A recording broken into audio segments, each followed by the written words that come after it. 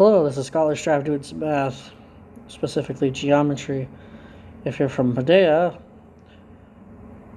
I go by a different name, but I like to use this name when I'm posting things on YouTube. So if you're from Medea, how it works is I'll go through notes like this, then you do your homework, turn that in online, and go on to the next lesson, so on and so forth. And so this first unit is called Unit 0. So before we get into the book, let's start. So we're going to review some algebra. You already know these properties, but you might not remember the names. But here we go. The addition property of equality basically says if A equals B, then A plus C is equal to B plus C, and that's basically saying if we add one number to one side, then we add it to the other. Subtraction property, same thing, but subtraction. So if A equals B, then if we subtract something from A, then we subtract it from B, so the two sides.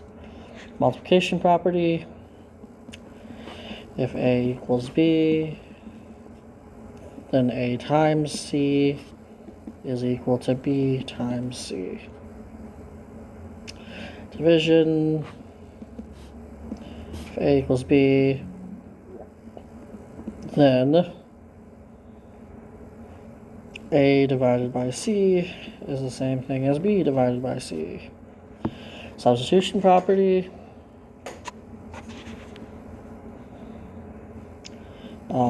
if A equals B, then we can substitute, we can replace them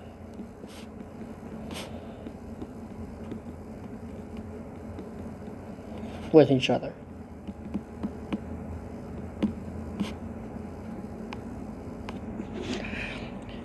And distributive property,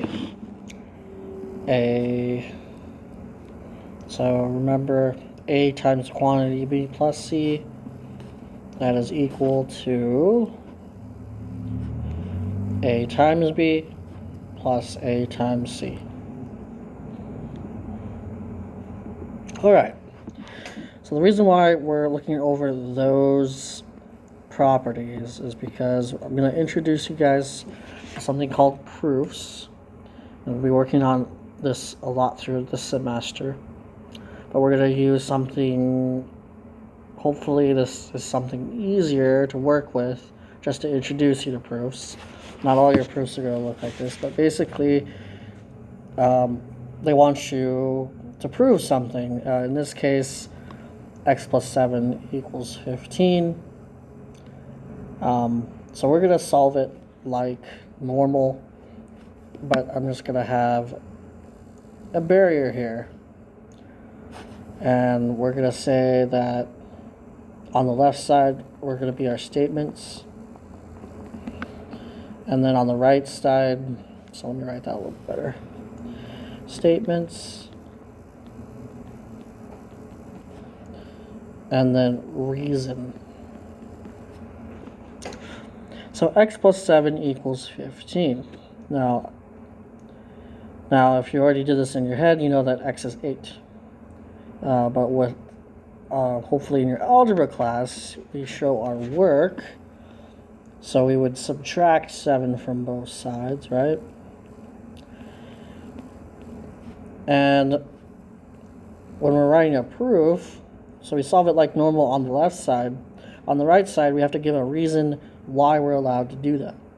So we're able to subtract 7 from both sides because the subtraction property of equality. So right up here, the subtraction property of equality lets us do that. And I'm just going to say SPOE, subtraction property of equality. Next, so we have x equals 8. Why can we do that? Oh, because 15 minus 7 is 8. That's called simplification. So simplify. Okay, example 2. So x minus 5 is 13. So we're going to add 5 to both sides. Sorry if my 5s look like s's. Just make sure to pay attention to what I'm saying. Or you can rewind the video. So we can do this through the addition property of equality. So in your homework for 0.1, you do have to make 2 columns here, and you got to go through the steps. You got to say why we can do this, and then x equals 18 through simplification. And we're going to skip the check your work. But if you wanted to check your work, what you do is you plug 8 back into the equation for example 1. So 8 plus 7 equals 15. You don't need to write the proof side. Does 15 equal 15? Yes, it does. That's a check. Over here is 18 minus 5, 13. 13 equals 13. Yes, it does. Okay, example 3. 2x equals 14. So I'm going to create my little barrier here. We're going to divide by 2 to both sides. So that's the division property of equality. So x equals 7 through simplify. I'm going to skip the checks. Example 4. Hopefully you guessed it by now. Multiplication property of equality, multiplying both sides by 4.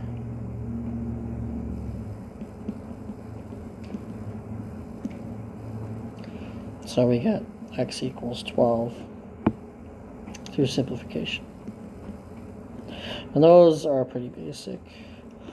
2-step equations, just a little bit harder. Here we go. 2x plus 3 equals 15. So we would subtract 3 over first. And that's the subtraction property of equality. Then we have 2x equals 12. That's through simplify.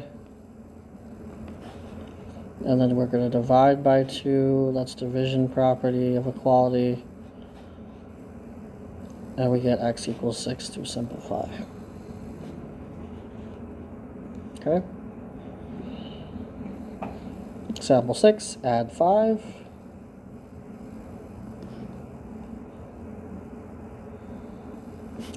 Through addition property of equality. I know this just seems tedious, but this is just practicing writing out proofs. As we go through the book, we're going to have a lot more theorems and things that we can use. It won't be just these 4 things. So we have x divided by 2 equals negative 2. And then through multiplication,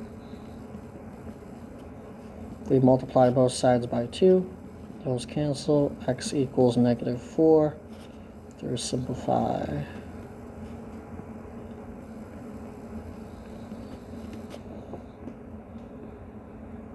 Okay. Let's move on. So, example 7.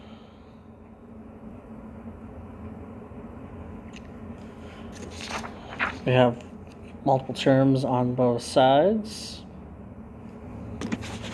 or on the same side. So remember, what we're supposed to do is add our r's together. So 2r plus 3r is 5r. And then minus 4 equals 1. And that was through simplification. And then you guessed it, add 4 to both sides through addition property. So we get 5r equals 5. Simplify. Then we're going to divide by 5 through the division property of equality and get r equals 1.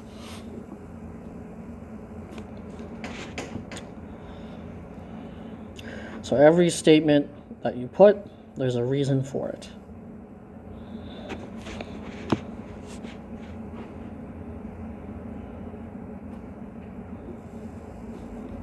Now, every time you do an algebra problem, do you have to do this? No, just for this section and whenever we take the quiz on this. When the same variable is on the opposite sides of the equation, you must get them from the same side using the property of equality. Alright, 6p minus 8 equals 11p plus 6. So I'm going to subtract 6p from both sides. And that is the subtraction property of equality. So we're going to get negative 8 equals 5p plus 6. Simplify. And then we would subtract 6. Subtraction property of equality again.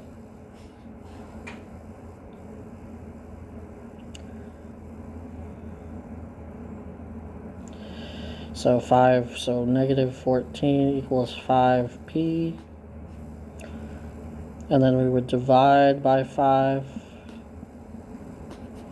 Division property of equality. And then our last statement would be negative 14 divided by 5 equals p. And that was through simplification.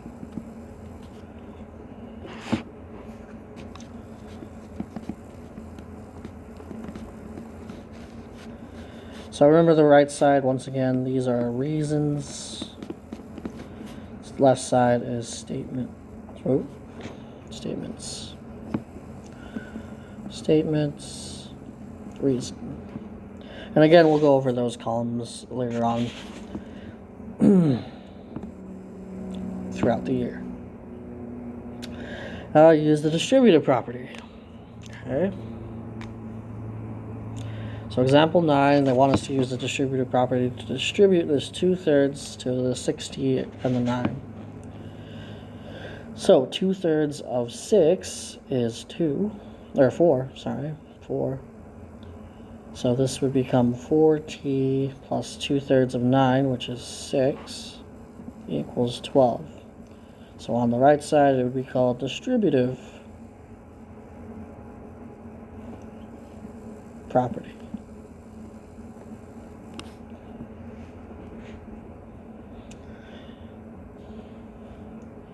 You can write so there's no shortening of this one. You have to say distributive property when you write this out. Then we're going to subtract 6. Simplify. Oh wait, sorry. Subtracting 6 is the subtraction property of equality. 4t equals 6. Let's simplify. And ends with dividing by 4.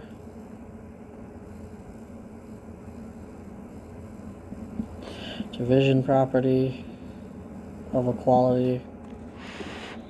And then lastly, t equals 3/2 by simplification. Distribute. 1/2 of 4 is 2m plus 7/2 equals 32.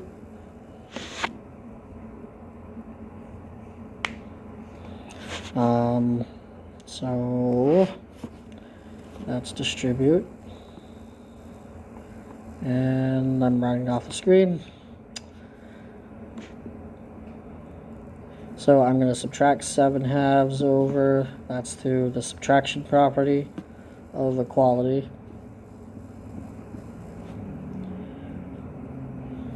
So remember, they have different denominators, so I need to multiply 32 over 1, so minus 7/2.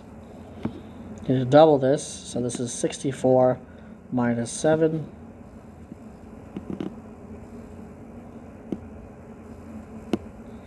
Over 2.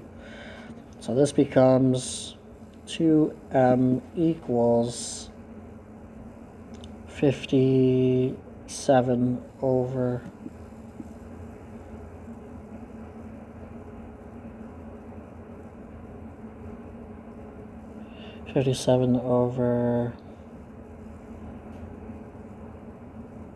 2.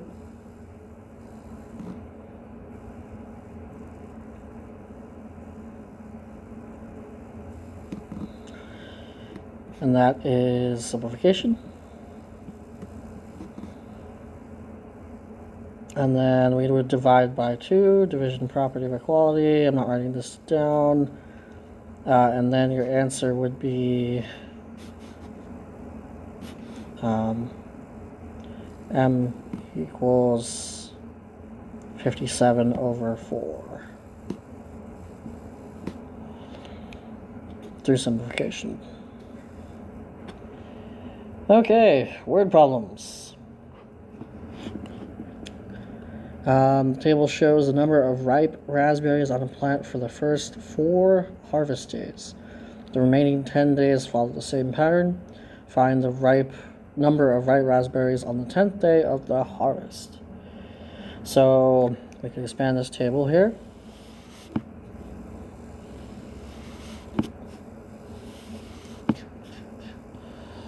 It's 5, 6, 7, 8, 9, 10. 5, 6, 7, 8, 9, 10. So they follow a pattern. On the first day they have 12, second day they have 14, third day they have 16, fourth day they have 18.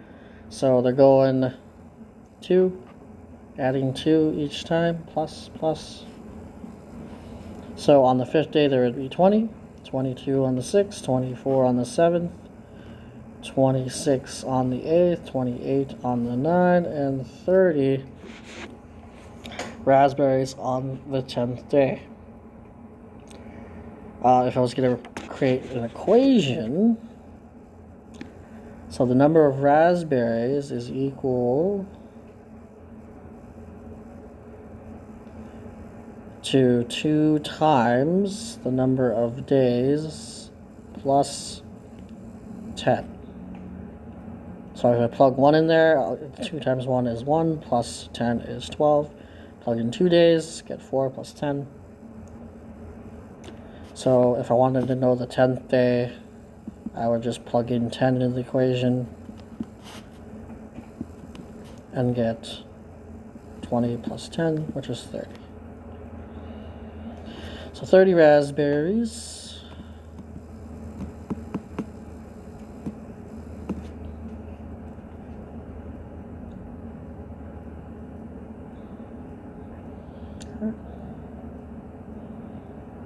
And how did I come up with this formula here?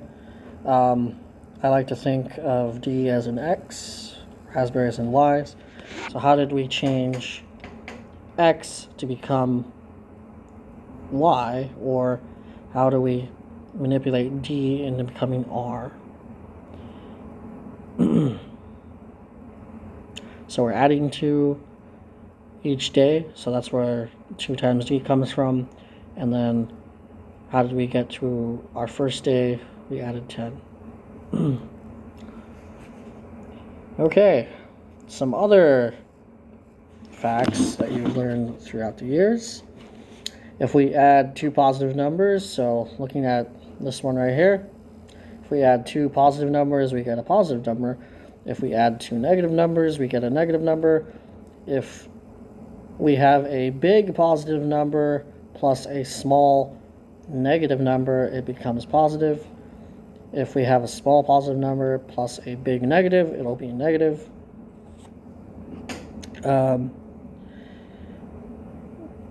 Go ahead and look over these negative fractions, or all these different rules. Everything divided by 0 is undefined. It does not exist. You cannot split a certain amount of people into 0 groups. Cannot do it. So thou shall not divide by 0. And that's it for this lesson. Have a good day.